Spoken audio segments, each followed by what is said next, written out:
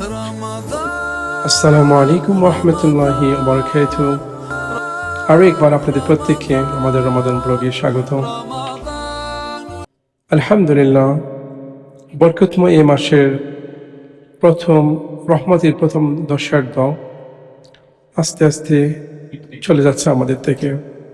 আজকে আমরা রহমতের 4 নম্বর রজনী পার করছি। রমজান মাস শুধুমাত্র রোজা রাখার জন্যই না, এটি আল্লাহর সাথে আমাদের সম্পর্ককে গভীর করার মাস। আর এই সম্পর্কের সবচেয়ে সুন্দর দিকগুলোর একটি হলো গোপন ইবাদত, নির্জন একান্ত দোয়া। আল্লাহ সুবহানাহু ওয়া তাআলা তার সব প্রিয় এবং সবচেয়ে কাছের বান্দাদের প্রশংসা করেছেন যারা বিনয়ের সাথে খুবই নীরবে নিবৃতে তার কাছে দোয়া করে। আল্লাহ সুবহানাহু ওয়া তাআলা কোরআনে প্রত্যেক নবীদের কথা এমনভাবে উল্লেখ করেছেন যারা খাই মনোভাব বাক্যে অত্যন্ত নীরবে চুপচাপ তার কাঁধে খেতে খেতে দোয়া করেছে। আমরা যেটা স্মরণ করতে পারি, আল্লাহ সুবহানাহু ওয়া তাআলা সূরা মারিয়ামে নবী জাকারিয়া আলাইহিস সালামের নীরব দোয়া যেভাবে উল্লেখ করেছেন আমাদের জন্য, ইয নাদা রাব্বাহু নিদাআন খাফিয়া। স্মরণ করে সেই মুহূর্তের কথা যখন নবী জাকারিয়া আলাইহিস সালাম অত্যন্ত সংগোপনে ডেকেছিলেন তার আল্লাহকে, তার রবকে। এই ঘটনা আমাদেরকে শেখায় আল্লাহ তাবারক ওয়া তাআলা নীরব, আন্তরিক এবং সংগোপনের আহ্বানকে ভালোবাসেন। গোপন ইবাদত কি?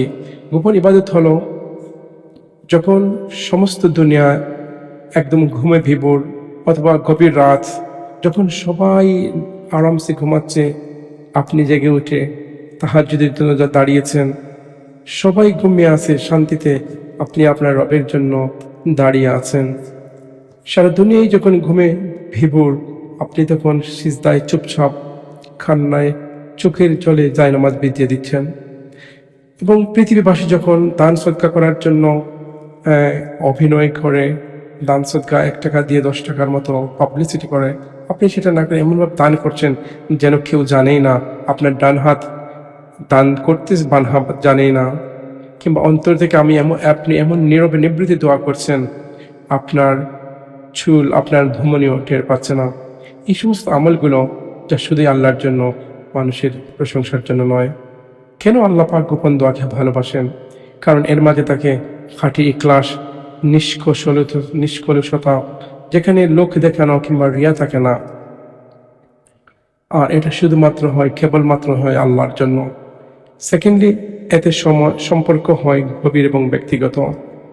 নীরবে দোয়া আল্লাহর সাথে একান্ত আলাপ, সেখানে থাকে না কোনো ভান, কোনো ভনিতা, তাকে শুধু আশা, ভরসা আর ভালোবাসা। এবং সর্বশেষ, নীরব ইবাদত আপনার অন্তরকে করে পরিশুদ্ধ। গোপন আমল হৃদয়কে নম্র করে, আত্মাকে শক্তিশালী করে। রাসূল সাল্লাল্লাহু আলাইহি সাল্লাম বলেছেন, কিয়ামতের দিন 7 শ্রেণীর মানুষ আরশের ছায়ায় থাকবে। তাদের একজন হলো সে ব্যক্তি যে নির্জনে আল্লাহকে স্মরণ করে আর তার চোখ অশ্রুসিক্ত হয়ে যায়। ভাবুন তো, রাতের অন্ধকারে আপনার ফিসফিস করা দোয়া, হয়তো সেটাই আপনার জীবনের মোড় ঘুরিয়ে দিতে পারে।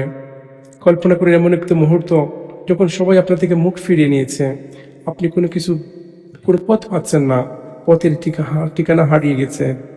আপনি 2 হাত উঁচু করে খেদে খেদে আল্লাহর কাছে সাহায্য চাচ্ছেন, আর অটোমেটিক আল্লাহ তার রহমতের সবকটি দরজা আপনার জন্য খুলে দিয়েছেন। এটা তো রমজানেই সম্ভব, কারণ আল্লাহ পাক বলেছেন রমজানের জান্নাতের সব দরজা আমাদের জন্য, আপনার জন্য উন্মুক্ত করে দেন। আসলে এই রমজানে আমরা কি চেষ্টা করতে পারি না প্রতিদিন অন্তত একটি সময় একটু গোপন আমল করার, একটা মুহূর্ত গোপনভাবে খায় মনোভাবে রাখে নীরবে নিবৃতে আল্লাহর কাছে 2 হাত তুলে আমাদের হৃদয়ের আকুতি সমর্পণ করি, শুধুমাত্র আল্লাহর কাছে আরাধনা করি, আল্লাহর কাছে ধর্ণা দেই। আমাদের একটি দোয়া, আপনার একটি দোয়া বদলে দিতে পারে আপনার জীবন। আল্লাহ আমাদের প্রকাশ্য এবং গোপন সমস্ত ইবাদতকে কবুল করুন। আমিন।